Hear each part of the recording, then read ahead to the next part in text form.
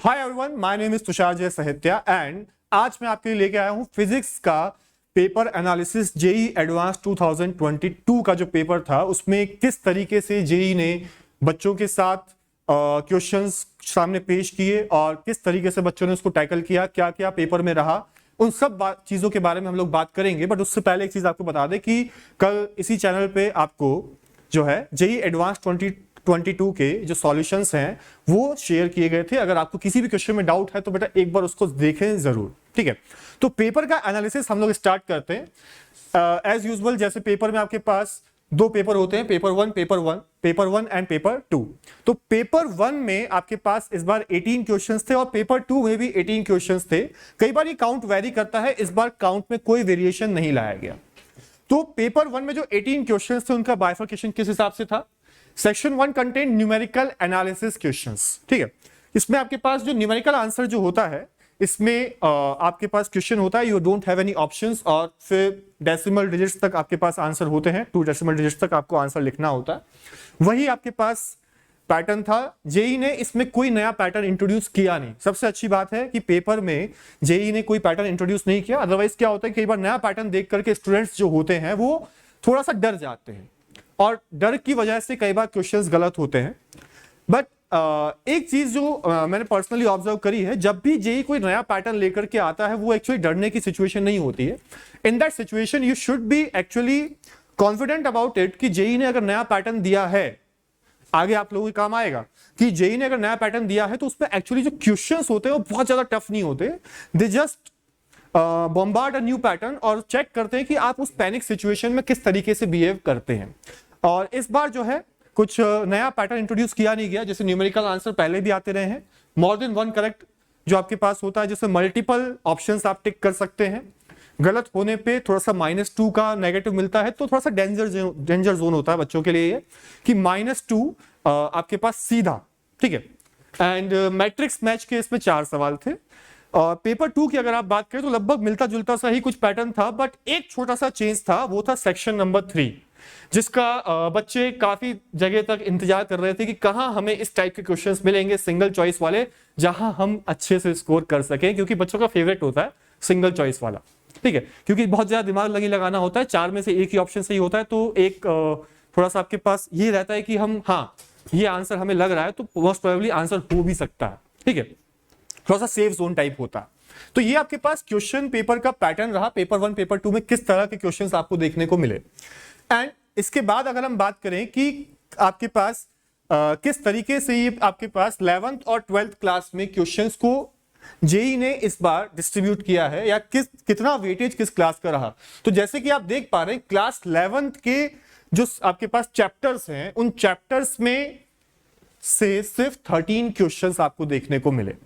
Considering the whole NCERT जो 11th class की है उसमें से टोटल 13 क्वेश्चंस, और 12th की एनसीईआरटी जो 2 है पार्ट है आपके पास, पार्ट 1 एंड पार्ट 2, उसमें से मिला करके आपको 23 क्वेश्चंस देखने को मिले, ठीक है। तो 11th में आपके पास 13 और 12th में आपके पास 23 क्वेश्चंस, ठीक है। तो कई बार बच्चे लोग यहां पे सोचेंगे कि एक्चुअली क्या होता है कि 12th का सिलेबस बहुत ज्यादा है तो सर 12th का करके भी हम लोग क्रैक कर सकते हैं, लेकिन एक अच्छी सी बात है आपको बताएंगे वीडियो के एंड में, ठीक है।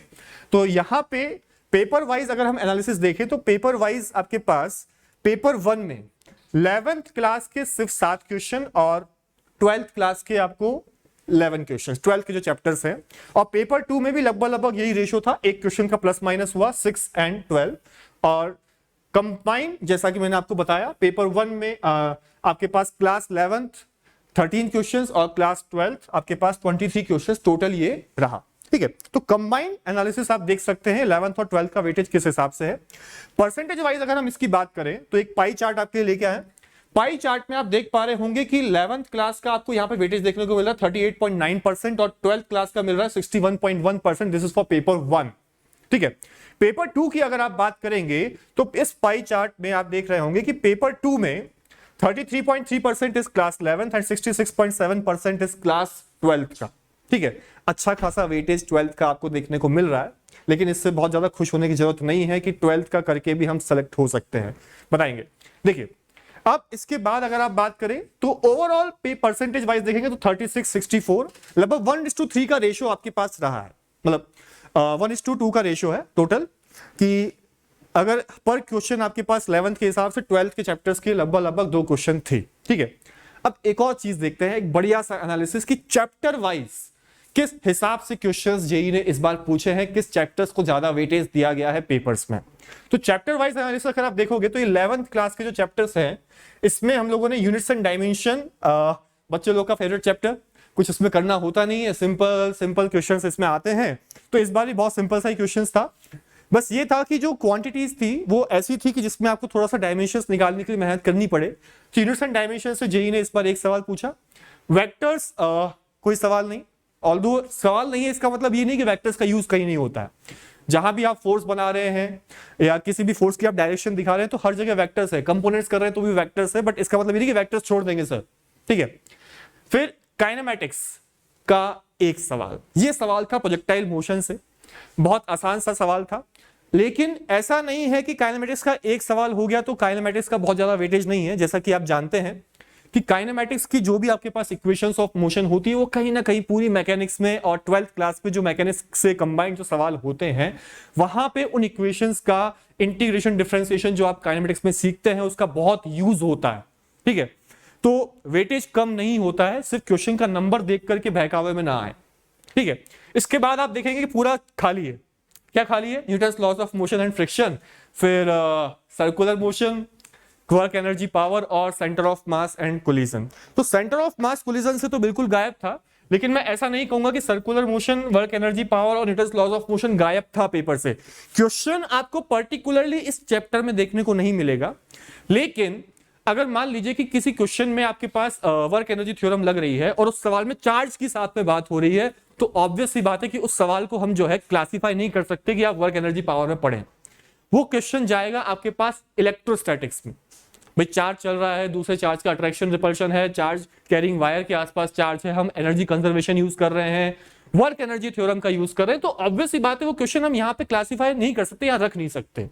And this is the main reason कि क्यों हमें 11th क्लास के जो टॉपिक्स है उनका पर्टिकुलर क्वेश्चंस उनके नहीं मिल रहे हैं, क्योंकि क्वेश्चंस जो आपको मिले हैं वो कंबाइंड होके मिले हैं। ठीक है, और एक और चीज कि जो लोग ये सोचते हैं कि जेई मेंस हम कर लेंगे और उसी से हमारा जेई एडवांस हो जाएगा, that is a basic difference. कि एक्चुअली जो जेई एडवांस ने जो क्वेश्चन पूछे हैं, जो मैं नेक्स्ट चैप्टर की आपसे बात करने वाला, रोटेशनल मोशन में 4 क्वेश्चन का आपके पास टोटल था। इस 4 क्वेश्चन में से सभी क्वेश्चंस में कहीं ना कहीं एनएलएम, फ्रिक्शन, इन सब का यूज था। ठीक है, सर्कुलर मोशन का भी यूज होता है। ठीक है, आप एंगुलर वेलोसिटी की बात करेंगे, एंगुलर एक्सेलरेशन की बात करेंगे, तो विदाउट स्टडीइंग सर्कुलर मोशन आप नहीं पढ़ सकते उसको। ठीक है, तो रोटेशनल मोशन में जेई ने एक बहुत प्यारा सवाल पूछा, पेपर 2 का क्वेश्चन नंबर 1।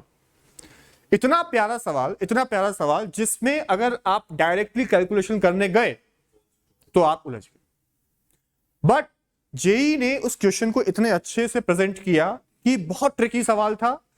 कुछ लोगों को क्लिक किया, कुछ लोगों को क्लिक ही नहीं किया और वो कैलकुलेशन में उलझकर रह गए। ठीक है, और and this is actually the beauty of JEE advanced कि आप सिंपल फॉर्मूला बेस चल करके जेई एडवांस क्रैक नहीं कर सकते। ठीक है, आगे अगर हम बात करें तो ग्रेविटेशन से एक सवाल, दैट वाज नॉर्मल क्वेश्चन, जो ग्रेविटेशन में जिस तरह के सवाल नॉर्मली आते हैं कोई बहुत ज्यादा चेंज नहीं किया गया। Waves on string and sound waves paper से पूरा तरह से गायब था। And calorimetry, elasticity and thermal expansion की आप बात करेंगे, ये भी पूरा गायब था। ठीक है, हीट वाला जो पार्ट था उसमें केटीजी एंड थर्मोडायनेमिक्स में भी स्पेसिफिकली जो थर्मोडायनेमिक्स वाला पार्ट है वहां से 3 क्वेश्चंस आपको दिए गए। एंड दैट इज एक्चुअली थोड़ा सा सरप्राइजिंग था कि एक साथ 3 क्वेश्चन, वो भी थर्मोडायनेमिक्स के, और बाकी सारा पार्ट पूरा साफ। ठीक है, फिर आप बात करें फ्लूइड्स की, एज वी ऑलवेज से कि फ्लूइड्स से लगभग एक ही क्वेश्चन पर ईयर आता है, और वो क्वेश्चंस ऐसे होते हैं या तो आपके बहुत इजीली बन जाते हैं या उसमें बहुत ज्यादा दिमाग लगाना पड़ता है। और इस बार जो सवाल था वो सरफेस टेंशन से था, जो एक्सेस प्रेशर आप लोग पढ़ते हैं कि बबल के अंदर एक्सेस प्रेशर 4T/R होता है या 4S/R, वेयर S और T is the surface tension, and drop के अंदर 2T/R होता है। तो वो गैस को एक्सपैंड करके इस तरीके से आपसे बात करी गई है। नाउ ये आपके पास 11th क्लास के टॉपिक्स के सवाल थे। अब जहां पे आपको नील दिख रहा है बेटा, प्लीज इसको देख करके ये मत समझिएगा कि इन चैप्टर्स का वेटेज जेईई एडवांस में नहीं है, क्योंकि अगले साल क्या होगा आपको नहीं पता, और ये चैप्टर्स ऐसे हैं जिनके बिना आप 12th क्लास पढ़ने की सोच भी नहीं सकते। ठीक है, तो एक्चुअली इनका यूज होता है। अब बात करते हैं इसी तरह के क्लासिफिकेशन की फॉर द क्लास 12 के चैप्टर्स जो है आपके पास। तो क्लास 12 के चैप्टर्स में आपको सब जगह हरा भरा दिखाई दे रहा है, क्वेश्चंस का नंबर बहुत ज्यादा दिखाई दे रहा होगा। तो सबसे पहला जो यहाँ पे चैप्टर है दैट इज इलेक्ट्रोस्टैटिक्स। इलेक्ट्रोस्टैटिक्स से 3 सवाल, और इस 3 सवाल में एक सवाल जो जेई बार बार रिपीट करता रहता है that is the non conducting spheres में आपके पास वेरिएबल चार्ज डेंसिटी जो दी जाती है, उस वेरिएबल चार्ज डेंसिटी पे बेसिस पे लगभग हर एक 2 साल में सवाल आता रहता है। तो उसी से मिला जुला के थोड़ा सा लेंथी सवाल था ऑल्दो, लेकिन कॉन्सेप्ट में बहुत ज्यादा चेंज नहीं किया गया। ठीक है, करंट इलेक्ट्रिसिटी के इस बार 3 सवाल देखने को मिले, जिसमें से एक सवाल मीटर ब्रिज का भी था। इंस्ट्रूमेंट्स जैसे आपको बताया जाता है बेटा पढ़िए इंस्ट्रूमेंट्स में।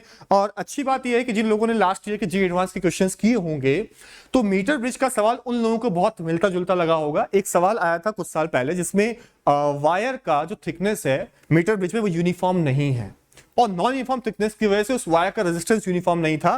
तो आप डायरेक्ट मीटर ब्रिज वाला R1/R2 = L1/L2 जो लगाते हैं वो लेंथ का रेशियो थोड़ा सा रेजिस्टेंस के हिसाब से वेरी करेगा। ठीक है, क्योंकि वायर की थिकनेस नॉन यूनिफॉर्म थी। तो हमेशा प्रिपेयर्ड रहें कि इस तरह के चेंजेस आपको जेई एडवांस में देखने को मिलेंगे नॉर्मल सेटअप्स के अंदर। ठीक है, फिर बात करते हैं कैपेसिटेंस की। तो कैपेसिटेंस में थोड़ा सा सरप्राइजिंग था कि क्वेश्चंस थे बट बहुत इजी से टाइप से आप कह सकते हैं। एक क्वेश्चंस में तो आपके पास बहुत सिंपली ये दिया गया कि सर्किट है, उस सर्किट में आपके पास Q = C फॉर्मूला लगाइए, आंसर आ गया।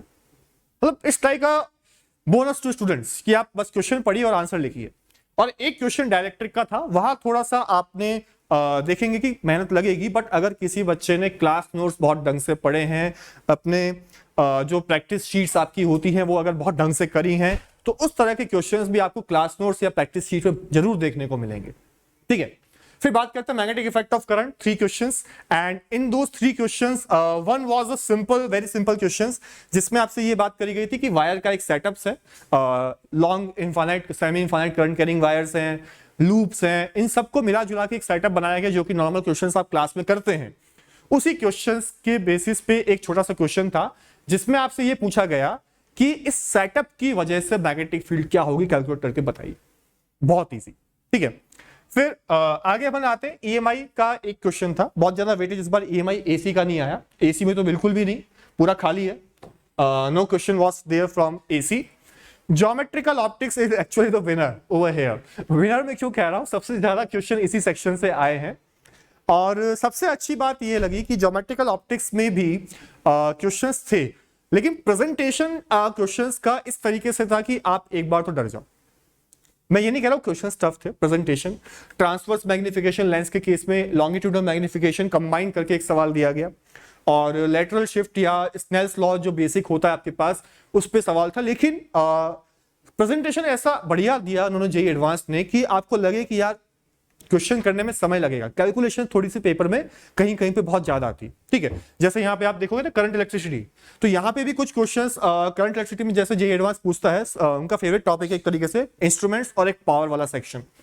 पावर से भी सवाल पूछा, इंस्ट्रूमेंट से भी पूछा, लेकिन पावर वाले सेक्शन में उन्होंने आर इक्विवेलेंट लगा दिया साथ में कि आपको कैलकुलेट करना पड़े। और are equivalent as I always say to my students, JEE जो है हमेशा सीरीज पैरेलल के आसपास घूमता है, क्योंकि बेसिक एनसीईआरटी का टच वो कभी नहीं छोड़ते। तो सीरीज पैरेलल को ही कंबाइन करके कैलकुलेशन लेंथी करी गई, पावर कैलकुलेट करवाई गई, 4 बार करवाई। ठीक है, टाइम टेकिंग था बट क्वेश्चंस वर दैट कि अगर आप करने बैठेंगे तो होगा। ठीक है, ज्योमेट्रिकल ऑप्टिक्स में अच्छे क्वेश्चंस थे, अमाउंट बहुत अच्छा था, और बेसिक्स को टच करते हुए बहुत अच्छा प्रेजेंटेशन जेईई एडवांस ने इस बार रखा। वेव ऑप्टिक्स से एक सवाल, जैसा कि आप जानते हैं कि wave optics is 60-70% is calculating the path difference of various setup. तो पाथ डिफरेंस जो कैलकुलेट करके आपके पास सवाल था, वही टाइप का एक सवाल यहां पे रखा गया। मॉडर्न फिजिक्स एज यूजुअल थोड़ा सा वेटेज हाई रहता है। यहां पे न्यूक्लियर फिजिक्स से 3 सवाल थे, और कुछ क्वेश्चंस ऐसे थे जो आपने क्लास नोट से भी पक्का देखे होंगे, और एक सवाल था फोटो इलेक्ट्रिक इफेक्ट का। ठीक है, तो फोटो इलेक्ट्रिक इफेक्ट आपको पता ही है, इक्वेशन आइंस्टीन की जो इक्वेशन है फोटो इलेक्ट्रिक इफेक्ट की, आपको पता है, उसी के बेसिस पे एक सवाल था। एंड न्यूक्लियर फिजिक्स से 3 सवाल, binding energy, alpha emission, beta emission, आपके पास रिएक्शन में कितना अल्फा कितना बीटा एमिट हुए, उस पर एक सवाल था। And last but not the least, errors and instrument, जिससे कई लोग डरते हैं। डरना नहीं होता है एक्चुअली, आपको सीखना होता है। तो एरर्स एंड इंस्ट्रूमेंट पे एक सवाल था और सवाल करने लायक था, बच्चों से आराम से होना भी चाहिए था, जिसने भी आराम से सीखा है। And this question was from screw gauge, कि स्क्रू गेज की रीडिंग हम लोग कैसे लेते हैं। बहुत सिंपल सा सेटअप होता है, एक इंस्ट्रूमेंट होता है छोटा सा, जो लैब्स वगैरह में भी आपने देखा होगा। तो बहुत छोटा सा सेटअप है एंड बहुत आराम से आप अगर पेपर को अटेम्प्ट करेंगे तो मेरे हिसाब से आप कुछ क्वेश्चंस बिल्कुल ऐसे देख पाएंगे जो फॉर्मूला बेस्ड भी थे। और फॉर्मूला बेस्ड होने के बाद लेकिन जेईई एडवांस जो हमेशा करता है, आई ऑलवेज से प्रेजेंटेशन।